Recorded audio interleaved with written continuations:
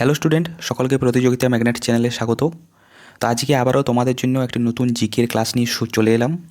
আমি তোমাদের জন্য যে নতুন জিকে সিরিজ শুরু করেছি, রিলস দেখো জিকে ধামাকা, সেই সিরিজেরই একটি পরবর্তী ক্লাস। এর আগে আমি একটি ভিডিও বানিয়েছি, এই ভিডিওর ডেসক্রিপশন বক্সে তোমরা সেটির লিঙ্ক পেয়ে যাবে। যারা যারা সেই ভিডিওটি দেখোনি, আজকের ভিডিওটি দেখে নেওয়ার পর সেটিও দেখে নেবে।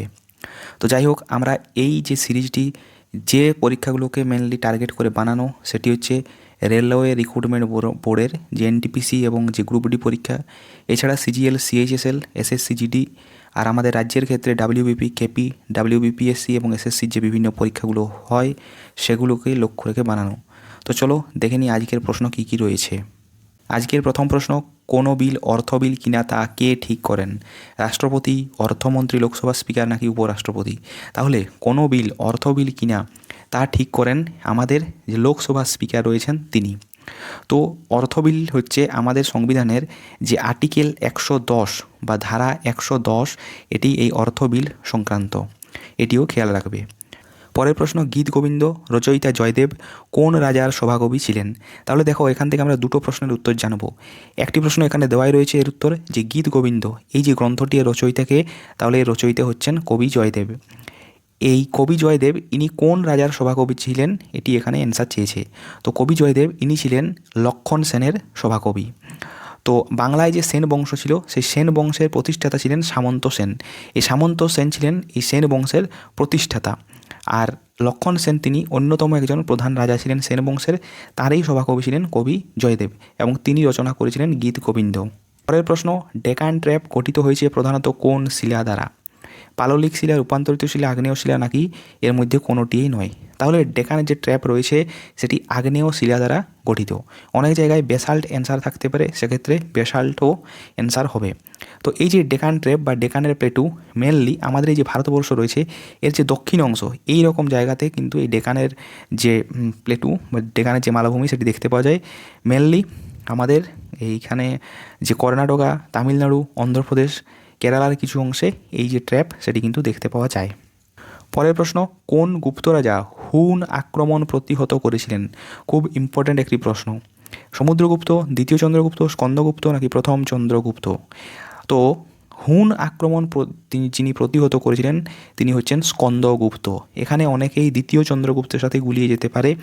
দ্বিতীয় চন্দ্রগুপ্ত শক আক্রমণ প্রতিহত করেছিলেন, এই জন্য দ্বিতীয় চন্দ্রগুপ্ত শকারি এই উপাধি কিন্তু নিয়েছিলেন। এটিও মাঝে মধ্যে প্রশ্ন আসে যে কোন গুপ্ত রাজা শকারি উপাধি নিয়েছিলেন, অ্যান্সার হয়ে যাবে দ্বিতীয় চন্দ্রগুপ্ত, যেহেতু তিনি শকদের আক্রমণ প্রতিহত করেছিলেন। পরের প্রশ্ন রয়েছে, পেরিয়ার অভয়ারণ্যটি কোন রাজ্যে অবস্থিত? পশ্চিমবঙ্গ, কেরালা, অন্ধ্রপ্রদেশ নাকি কর্ণাটক?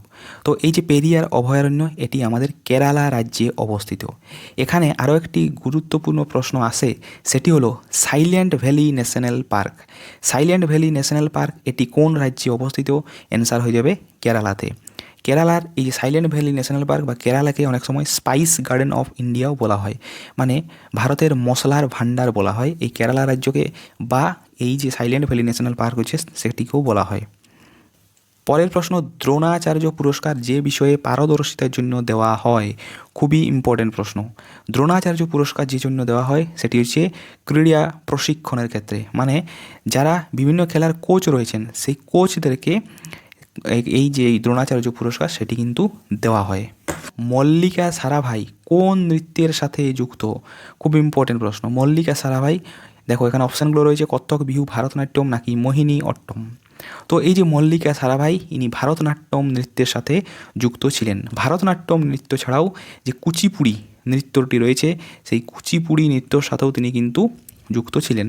আর এই কুচিপুড়ি নৃত্যটি এটি ছিল অন্ধ্রপ্রদেশের একটি নৃত্য, আর ভারতনাট্যম এটি হলো তামিলনাড়ুর একটি নৃত্য। তাহলে এগুলো সাথে সাথে খেয়াল রাখবে। আর এই মল্লিকা সারাভাই ইনি ছিলেন আমাদের যিনি ইসরোর যিনি প্রতিষ্ঠাতা ছিলেন বিক্রম সারাভাই তার মেয়ে। পরের প্রশ্ন, বৃক্ষ থেকে নিঃসৃত প্রধান হরমোনটির নাম কি?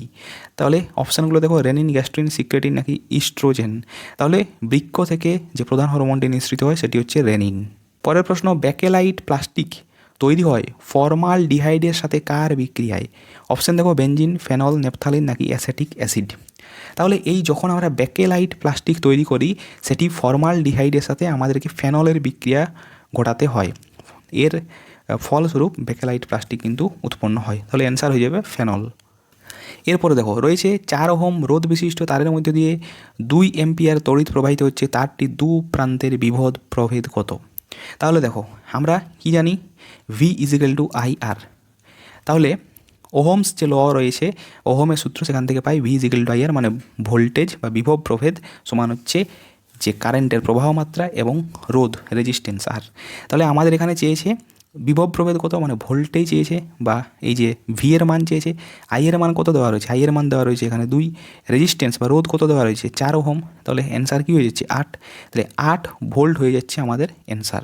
তাহলে কোথায় অপশান রয়েছে, অপশান 3 হয়ে গেল আমাদের এখানের উত্তর। তো আজকের মতো এ পর্যন্তই। এখানে বেশ কিছু প্রশ্ন নিয়ে আলোচনা করলাম। এর আগে আমি একটি ভিডিও বানিয়েছি, এই ভিডিও ডেসক্রিপশন বক্সে সেটির লিঙ্ক দেওয়া থাকবে, যদি কেউ না দেখে থাকো অবশ্যই সেটি দেখবে। আজকের মতো এ পর্যন্তই। ভিডিওটি যদি ভালো লেগে থাকে অবশ্যই একটি লাইক করবে। Thank you.